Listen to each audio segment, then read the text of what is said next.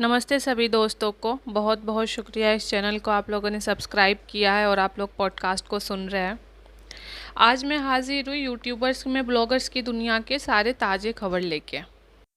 जितने भी लोग ये कह रहे हैं कि अरे उसके बच्चे को लोग क्यों इतना ट्रोल कर रहे हैं, तो भाई उसके बच्चे को नहीं ट्रोल किया जा रहा है। ये कहा जा रहा है उस बच्चे को पैदा करने के लिए जो झूठी कहानियाँ बुनी गई हैं, जो कहानियाँ बताई गई हैं इब्राहिम फ्रॉड फैमिली के थ्रू, लोग उसको क्रिटिसाइज़ कर रहे हैं कि भाई जब तुमने एक नए तरीके से अपने बच्चे को धरती पर लाए हो तो वो तरीका शेयर करो। हर चीज़ को बिना बात का छुपाने का क्या ज़रूरी है महान बनने के लिए कि सब कुछ नॉर्मल है। देखिए उसके घर में कुछ भी नॉर्मल नहीं है। वो लोग कहते हैं हम लोग ब्लेस्ड हैं, सिर्फ बोलते हैं। उनको भी पता है कि ब्लेस्ड नहीं है, इसलिए लोगों से बोल बोल के अगर शायद हमारे लाइफ में एक ब्लेसिंग आ जाए तो बहुत बड़ी बात है। ये लोग कहते हैं हमारे इंग्लिश का मजाक मत बनाया करो। अरे भाई इंग्लिश का या तुम्हारे फिटनेस का मजाक नहीं बनाया जा रहा। जो चीज़ तुम लोगों के सामने परोसते हो कि दोस्तों मेरे इस ऐप को, इंग्लिश के ऐप को यूज़ करिएगा तो आपको इससे बहुत फ़ायदे हैं, दुनिया एडवांस हो चुकी है, दुनिया इंग्लिश के वर्ड्स बोलने से आपका मार्केट वैल्यू बढ़ेगा, आप ज़्यादा कमाओगे। ये सब जब भाषण देते हो, जब घर के बच्चों को कहते हो कि इंग्लिश में ही बात करो और फिर कहते हो कि मेरे इंग्लिश का मजाक मत बनाओ, तो लोग उस पर चिढ़ते हैं कि ये जो दो फेस लेके तुम लोग ब्लॉगिंग करते हो। एक ब्लॉग का कंटेंट तुम्हारा होता है जिसमें तुम लोग इंग्लिश की अच्छाई बताते हो, एक ब्लॉग तुम लोगों का होता है जिसमें तुम लोग इंग्लिश की बुराई बताते हो। तो जो पढ़े लिखे हैं ऑडियंस है वो तो समझ जाएगा कि तू पगलेट फैमिली है, इस पगलेट फैमिली का कोई बात ही मत सुनो। लेकिन उन लोगों के लिए क्या जो मासूम है, जिनको लगता अच्छा आज तो हमारे इब्राहिम रसगुल्ला ने कहा, आज हमारे नशेरी ब्लॉगर ने कहा कि इंग्लिश सीखना चाहिए और अगले दिन कह रहे नहीं सीखना चाहिए, वो तो भाई धर्म संकट में है। एक दिन आपकी चिपिका कहती है गेहूँ नहीं मैदा खाने से अच्छे से मेरा हो गया।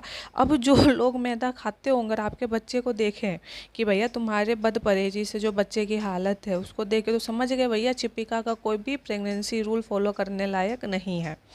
लेकिन उनका क्या, जिन्होंने फॉलो कर लिया होगा, जो प्रेग्नेंट होंगी आफ़ी के समय, आफ़ी के ब्लॉग को देखती हूँ, अरे नहीं नहीं मेरी फेवरेट चिपिका ने तो मैदा खाया है, मल्टीविटामिन्स खाई हैं, चलो खाते हैं। तो चिपिका का जब बच्चा देख रही होगी और जब वो लोग अफसोस कर रही हो कि लो गया भैंस पानी में, कहीं हमारे भी बच्चे एलियन के जैसे ना हो जाए तब। क्योंकि देखिए इब्राहिम तो है मंगल ग्रह के, तो उनके लाइफ में जो भी होगा वो तो दूसरे ही प्लेनेट का होगा, धरती का तो कुछ होगा नहीं उनके जीवन में।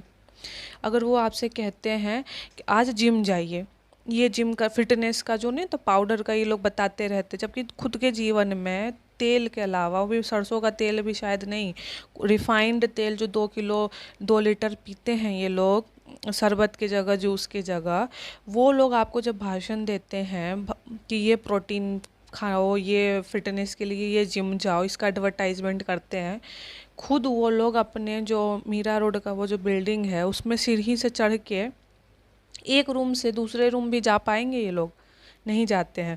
कुछ दिनों के बाद वो जो 5 BHK का घर है इन लोगों का, वहाँ पे एक लिफ्ट, वो नहीं होता, वो एक तो लिफ्ट होता है ऊपर से नीचे जाने के लिए, एक लिफ्ट होता है कि इस रूम से सीधा दूसरे एयरपोर्ट पे जो होता है, वैसा ये लोग अब घर में लिफ्ट लगाएंगे। आप लिख के रखिए जिस लेवल पे लोग आलसी हैं।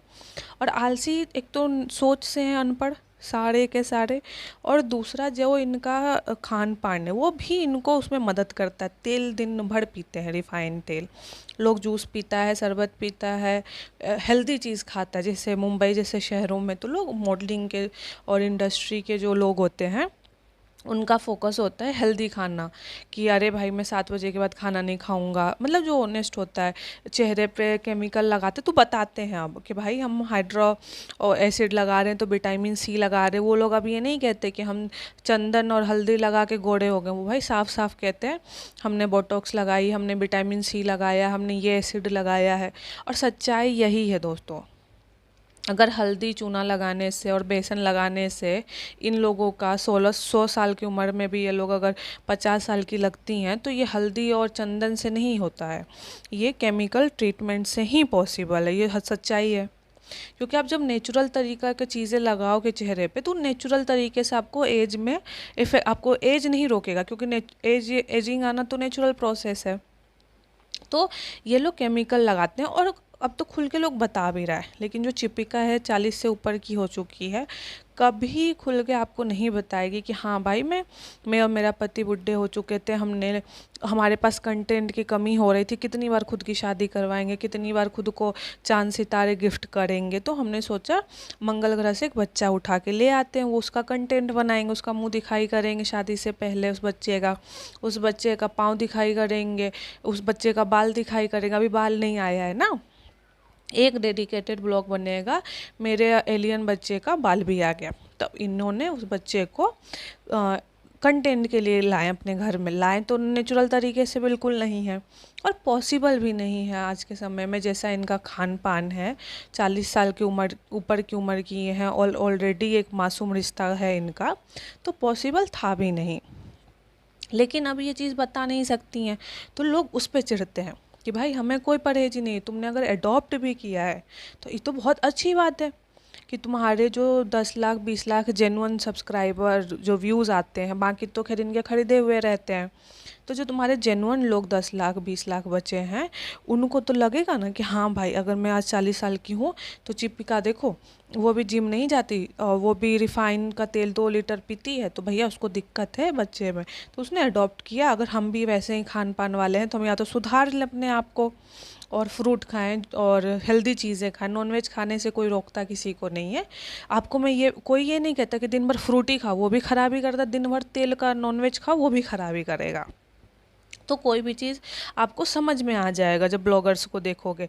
ये कहते हैं कि हमारा एकलौता बच्चा है, हमारा एकलौता पति। हाँ भाई, जिसका दो दो होता है ना, वो फोर्स करता ही करता है कि अगर जिसका एक पहला बच्चा नहीं है तो वो कहेगा कि हाँ भाई मेरा पहला है। क्योंकि आपको बोलने की ज़रूरत इसीलिए पड़ रही है क्योंकि लोग क्वेश्चन कर रहे हैं। अभी देखिए, अग्निहोत्री का भी बच्चा है, कहाँ उसके बच्चे को कोई सुंदरता पे ट्रोल करता है, कहाँ कहता है कि भैया इनका बच्चा नहीं है। भैया रंग रूप में अग्निहोत्री का बच्चा अग्निहोत्री के जैसा दिख रहा है, तो कभी भी कंट्रोवर्सी कुछ और होगा। ये तो कतई नहीं है कि भैया अग्निहोत्री का बच्चा अग्निहोत्री का नहीं है। अगर देवीना डिकोज है, उसकी बेटियां दो दो हैं, कभी ये कंट्रोवर्सी कभी सुना है आपने कि उनकी बेटियां अडॉप्टेड हैं या उनकी जैसी नहीं है? नहीं भैया, देखने में लगती हैं तो लोग उस पर बवाल उठाते ही नहीं, क्योंकि साफ साफ जो चीज़ दिख रहा है उस पर क्यों बवाल उठाएगा। आपका बच्चा आपके जैसा नहीं दिखता है तो लोग, और ऊपर से जो आपका प्रेगनेंसी का मैदा का और सरसों के तेल की जगह रिफाइन 2-2 लीटर पीती थी और दिन भर खाली कूदती थी और नशा करती थी, सुट्टा मारती थी, तो लोग समझ जाते थे कि भाई प्रेग्नेंट तो नहीं है कहीं से भी। और जब प्रेग्नेंट नहीं है तो 9 महीने के बाद बच्चा भी आया है, और जो बच्चा आया है 3 महीने से ज़्यादा का दिख रहा है, दिख भी अजीब सा रहा है, ऐसा लग रहा है कि एलियन है। तो लोग का भैया क्वेश्चन करने लगे कि जब तुमने सेरोगेसी एडॉप्शन अपनाया है तो तुम भैया खुल के बता दो, क्योंकि तुम तो नो फिल्टर हो। और जब तुम नो फिल्टर नहीं हो, तुम्हारा ऑलरेडी, तुम एक पहले पति से डिवोर्स ले चुकी हो, तुम खुद अपने माँ बाप को काला धब्बा कह चुकी हो, तो तुम लोग ज्ञान किस बात का बांट रहे हो? इसीलिए लोग इनसे चिढ़ते हैं। ये लोग कहेंगे नेचुरल लगाइए, नेचुरल रहिए। अरे गधे लोग, तुम्हारे खुद के घर में एक भी प्लांट नेचुरल नहीं है। जो तुम लोग खाना खाते हो वो नेचुरल नहीं है। जो तुम्हारे बोलने का तरीका है उसमें ओवर एक्टिंग झलकती है, वो नेचुरल नहीं है। तो किस मुंह से और किस थोपरे से तुम लोग दुनिया को एडवाइस दे रहे हो? और सबसे ज़्यादा जो उनके फैंस आते हैं उनके बारे में आप लोग डिस्कस मत करिए। भाई, हम आपके बारे में कहाँ डिस्कस कर रहे हैं? आप 4 दीवारी के अंदर दरवाज़ा लगा के बैठे हुए हैं, तो हम आपका डिस्कस क्यों नहीं कर रहे हैं? हम तो उनकी डिस्कस करेंगे यूट्यूब पे, जो अपना दरवाज़ा और बेडरूम खोल के हमें अपना पूरा गृहस्थी दिखा रहे हैं, प्राइवेसी दिखा रहे हैं। बच्चा कब पोटी किया, कब पति ने टॉयलेट किया, कब पति ने नींद को तोड़ के सुट्टा मारने गए, हम तो उन पे डिस्कस कर रहे हैं। और उन पे डिस्कस हमको कोई शौक़ नहीं है। अगर वो अपनी बेडरूम को खोल के लोगों के सामने नहीं परोसेंगे कि और दोस्तों आप बताइए कैसा लग रहा है, इब्राहिम्स का यही काम होता है ना, बताओ कैसा लग रहा है, बताओ कैसा लग रहा है, तो हम बता रहे भाई कैसा लग रहा है, पागल के जैसा लग रहा है। तुम अगर नहीं पूछोगे दोस्तों, लोगों को प्यार बांटिए, तो हम भाई आपको एडवाइस ही नहीं देंगे कि पहले तुम अपने घर के नफ़रत को तो कम करो। जो तुम्हारे भाई बहन है, ननद है, पति पत्नी है, खुद आपस में तो उनका वो है। इसकी अम्मा आती है, लोगों को दुआएं देती हैं। अरे भाई, पहले तुम लोगों से दुआएं लेना बंद करो। व्यूज़ लेते हो, लोग ही पैसा देते हैं। हर ये जो ब्लॉगर है ना, इब्राहिम अग्निहोत्री, अब ब्लेसिंग इज़ नीडेड, किस बात का भैया हम तुमको ब्लेसिंग दे? तुमने हमारे लिए क्या प्रार्थना कर ली? कोरोना में कभी तुमने ये प्रार्थना किया कि हमारे जितने सब्सक्राइबर उनके घर में सुख शांति बनी रहे? कभी इब्राहिम ने कहा कि भगवान हमें 5 BHK मिल गया बिना मेहनत के, वैसे ही हमारे सब्सक्राइबर भी बिना मेहनत के आगे बढ़े? नहीं ना, तो फिर किस बात का ब्लेसिंग?